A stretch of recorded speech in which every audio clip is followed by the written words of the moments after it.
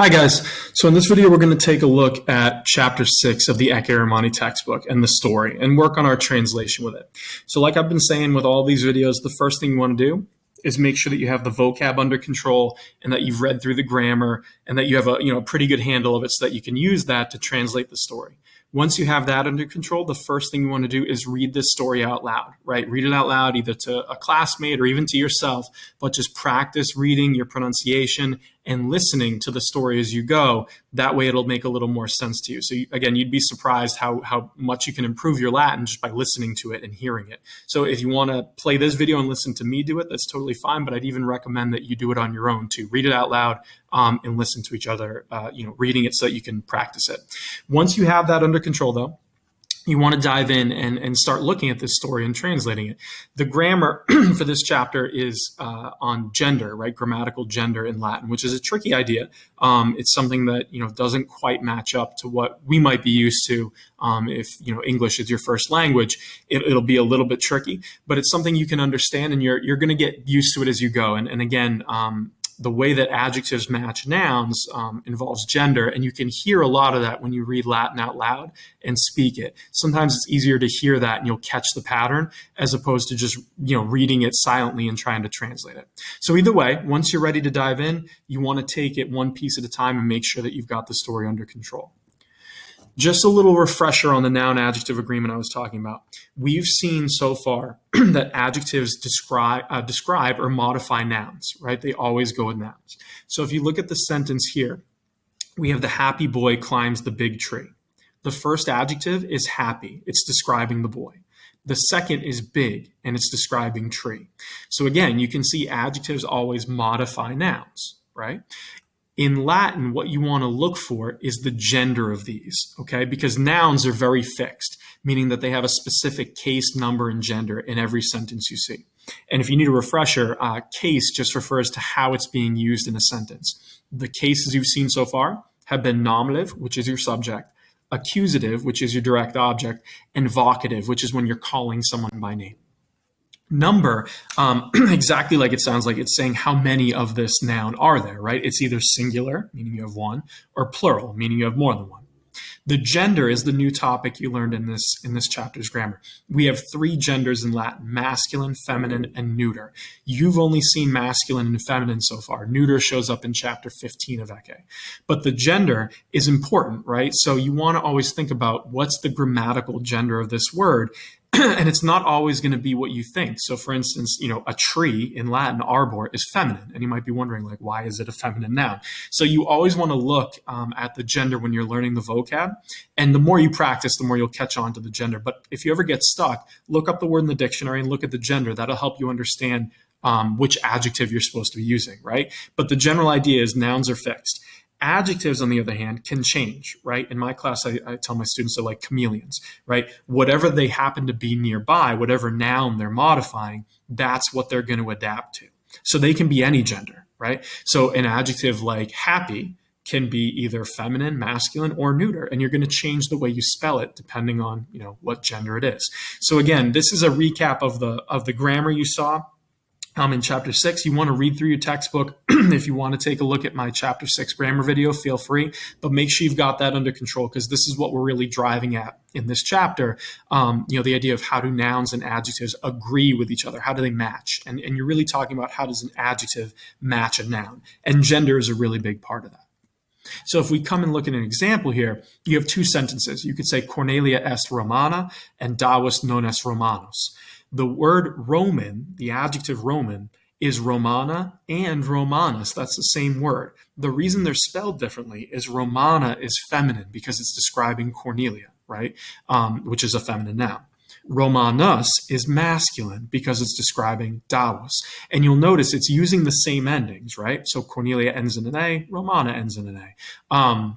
In general, the feminine adjectives are using first declension noun endings, and the masculine are using second declension, right? And we'll dive more into this as we go, but this is the basics of noun-adjective agreement, and it'll help you understand why we're spelling words this particular way and how they match to each other in this story. So again, we would kind of organize our thoughts by saying Romana is feminine and Romanus is masculine. So the big takeaway you want to get from this chapter in the grammar is adjectives will always match their nouns in three ways: case, number, and gender. Exactly what we just described to you. And again, the nouns are fixed. It's the adjectives that are going to be matching to the noun. They're the chameleons here. So the way you say Roman girl is different than the way you would say Roman boy, which is different from the way you'd say Roman building, right? There's a different gender involved. This idea might seem complicated, but just simplify it. Just think to yourself, case, number, gender. It's a really important aspect of the language that becomes especially important as we move forward in Ecce Romani and you get introduced to neuter nouns and different types of adjectives. If you can lock this in now in the early chapters, even if you're not fully understanding what's going on, that's totally fine. The book will kind of add as you go, but it'll at least give you a leg up so that when you reach those chapters, you're feeling like you've heard case, number, and gender before, and you have a basic idea of what it means. Now we're ready to dive into the story and take it piece by piece and translate it.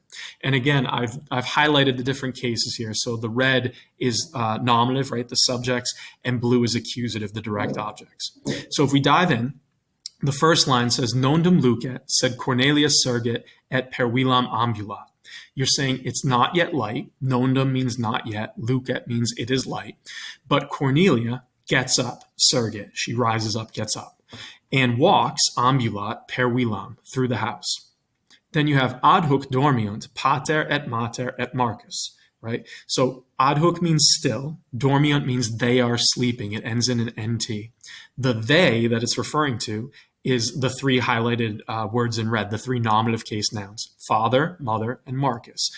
So together, those three people are making your subject. You're saying they are still sleeping. Then it says, etiam sextus dormit, neque Corneliam vexat.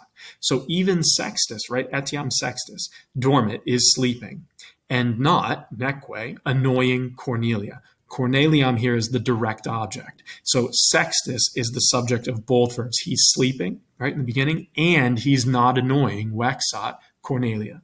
Okay, so even Sextus is asleep. Then it continues. You have non tamen dormiunt, servi et anculae. So the subject is servi, slaves, and anculae, slave women. Non tamen dormiunt. Non dormiunt means they are not sleeping, right? Non is the negation. So they are not sleeping. Tamen means however here, right? So you're saying, however, the slaves and slave women are not sleeping. Okay, and if you think back to the culture we've been talking about, if you're a Roman slave, you get up very early, right? Once it's sunlight, that's when your day starts, and you've got a lot of stuff to do. So they're out, they're getting ready to go work is basically what they're doing. So they're not sleeping. They'd be in a lot of trouble if they were sleeping when they were supposed to be working. Then it continues. You have omnes jam surgunt et laborare parant quod Cornelium et Aureliam timent. So everyone, omnes, or all, now are getting up, right? Surgunt, they are getting up. It's referring to omnes. So you're saying everyone now gets up. And laborare parant, we have a complementary infinitive. They prepare, parant, to work, laborare. There's your infinitive. So everyone now is getting up and they're preparing to work.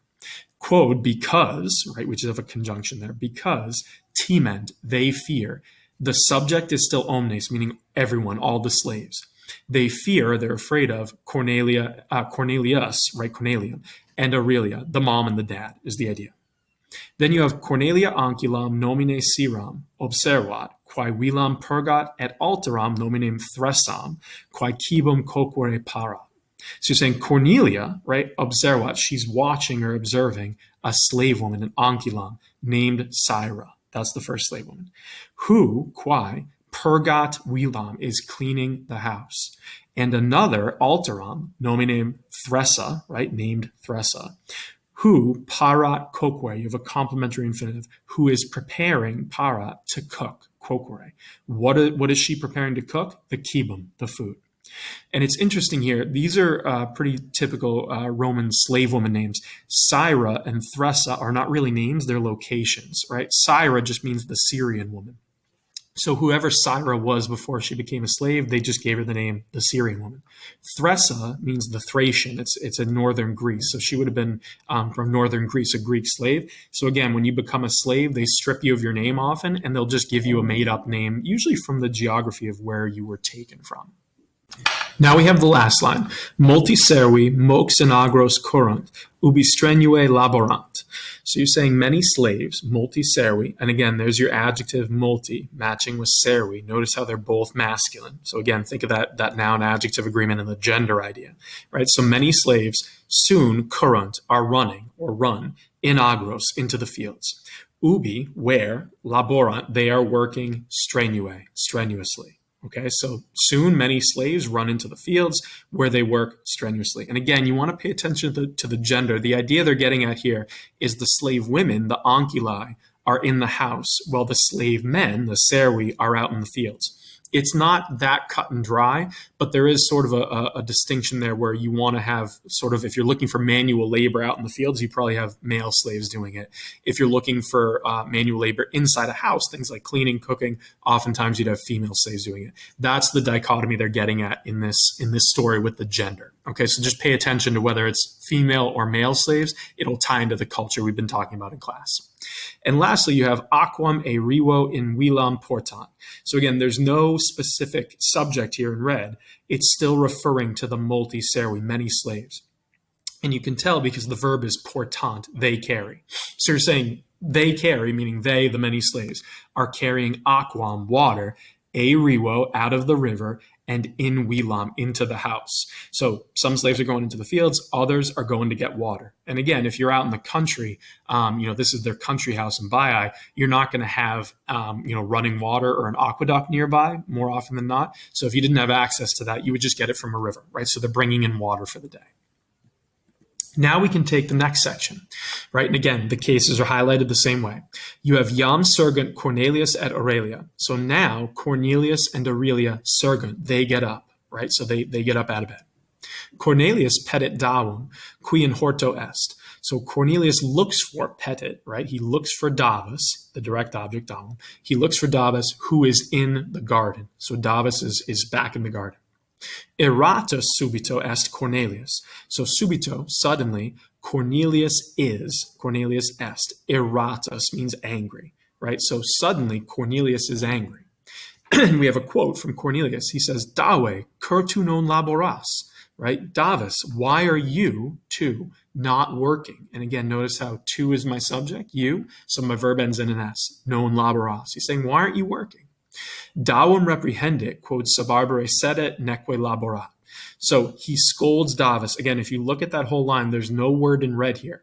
The subject is still Cornelius. We're talking about Cornelius is still yelling at Davus, right? So Cornelius reprehendit, he scolds Davum, Davus, right? That's the direct object. It's who he's scolding. So he scolds Davus because he's sitting under a tree. Again, the he here is not Cornelius. Now we've shifted. We're talking about Davus. So Cornelius scolds Davus because Davus is sitting under the tree and not working, neque laborat, right? So he's sitting under a tree, sabarbare sedet, and not working. Neque means and not, laborat, working. Then we continue. Davus ubi Cornelium audit, statum surgit et laborare para. So Davus, when he hears Cornelius, right, when he realizes he's getting yelled at, when he hears Cornelius, he immediately, statum, surgit, gets up, and complementary infinitive here, laborare para, prepares to work. So he realizes he made a mistake, he gets up, and he's ready to work. Now we have the next paragraph. We have Aurelia Corneliam docet vilam curare. So Aurelia, the mom, we just learned what's dad doing. Dad is yelling at Davus. The mom, Aurelia, right, docet Corneliam, she's teaching Cornelia. What is she teaching her to do? Right, your infinitive here, curare, to take care of. What is she taking care of? The vilam, the house. So there's a couple different verbs with direct objects going on here. Corneliam is going with docet, while vilam is going with curare. You put it together, you have Aurelia teaches Cornelia to take care of a house. Right? Then we have anculi vilam purgant, cibum coquunt, lanum trahunt. So the anculi, the slave women, are doing a few things here. They're purgant, cleaning the vilam, the house. They're coquunt, cooking the cibum, the food, and they're trahunt, spinning the lanum, the wool. So they're cleaning the house, cooking food, and spinning wool. That's a pretty typical job for slave women in a house. They're handling all the things that need to get done inside the Roman house. Now we have reprehendit Aurelia ancula si ignavi sunt. So again, Aurelia is my subject, right? She scolds, reprehend it. The ankylos, it's a plural direct object, right? Plural accusative. She scolds the slaves. If ignawai sunt, they are lazy, ignawai, right? So if the slaves are lazy, Aurelia is going to scold them, right? Which is pretty typical, right? You got to be working. So basically what they're doing here is they're showing you that dad is going to be out scolding Davis, who runs sort of the male slaves, and mom would be in the house, Aurelia, yelling at the female slaves, right? If they mess up, she's going to yell at them to get them to work. Then we run into this line, which is easily the trickiest one of this chapter, and it's basically an overly complicated line that didn't have to be overly complicated. So let's take it apart. You have matrem observat Cornelia, et omnia quae mater facit facere parat. Right. So again, you can kind of tell facit, facere, what's going on here. There's a lot of kind of jumbled mess. If you take it apart, the subject in the beginning is Cornelia, right? Cornelia observat, she's watching. Who is she watching? Matrem, her mother. So she watches her mother, and you have to go all the way to the end to have this make sense. She parat, she's preparing, right? What's she preparing? Facere, to do. So she's preparing to do. Right? What is she preparing to do? Omnia quae. This is one of your vocab words. Everything which mater facit, her mother does, or her mother is doing. So again, an unnecessarily complicated line from Ecce, but it's saying Cornelia watches her mother and prepares to do everything which her mother does. Because the idea is Cornelia, in the family structure, the daughter would learn from the mother. So she's learning how to take care of a house. Remember, in that first line, we're saying Aurelia Corneliam docet. She's teaching Cornelia how to take care of a house. So Cornelia's job is to watch, right? Watch and mimic her mom. Then we have matrem audiuare vult, sed ipsa neque serum neque anculam reprehendit. So again, there's no explicit subject here in the beginning. You're still referring to Cornelia. Okay, so Cornelia vult adiuare, she wants to help her mother. Matrem is the direct object. She wants to help her mother, but she herself, ipsa, meaning Cornelia, right? She herself, neque means neither nor. The verb is reprehendit, scolds. So she herself scolds neither the serum, slave, nor anculam, a slave woman. So it's saying she wants to help her mom, but her job isn't to yell and scold the slaves. That's her mom's job. So she's not actually yelling at anyone. She's just watching what her mother does, right? And again, it's trying to give you an insight into what a Roman daughter might be doing during the day. Then we have servi et anculae nunc strenue laborant. So the slaves and slave women, servi et anculae, there's my subject, now, nunc, are working hard. Laborant, they work, strenue, hard. So now they're working hard. So everyone's working. Necesse est neque servum neque anculam reprehendere. So it's necessary to scold, reprehendere. There's your complementary infinitive here with necesse est. It's necessary to scold neither the slave nor the slave woman. So it's saying Cornelia didn't have to yell at anyone. One, it's not her job, but also the slaves and slave women are all working. So there was no need to scold anyone, to yell at anyone. Okay, so that's the chapter story. It's not anything overly complicated in terms of what we've been seeing. It's picking up a lot of the same grammar, complementary infinitives, subjects, verbs, direct objects. Pretty straightforward. But you want to pay attention when you see these adjectives, right? When you have an adjective going with a noun, you want to pay attention to the different gender, right, and how they're matching each other. And you want to start equating those first declension nouns, the ones that end in A, as being feminine, and the ones that end in US as being masculine, right? And we'll keep adding to this as we go, but that's the general idea of how the grammar works in the story. And you saw how you can use it to translate as we go through the chapter stories. It'll become more important as we go on and we start making more complicated stories, but for now, that's the general idea of it. So again, if you get stuck, rewind the video, go back to any line that you're confused on, try to listen to it again. Hopefully you'll make some sense of it by looking at it on your own and listening to how I translated it. But if you have any questions at all, or if anything's confusing, feel free to go back and watch my chapter 6 grammar video, which might help you, or leave a comment here. I'll help you however you can. Just let me know what you need. Good luck.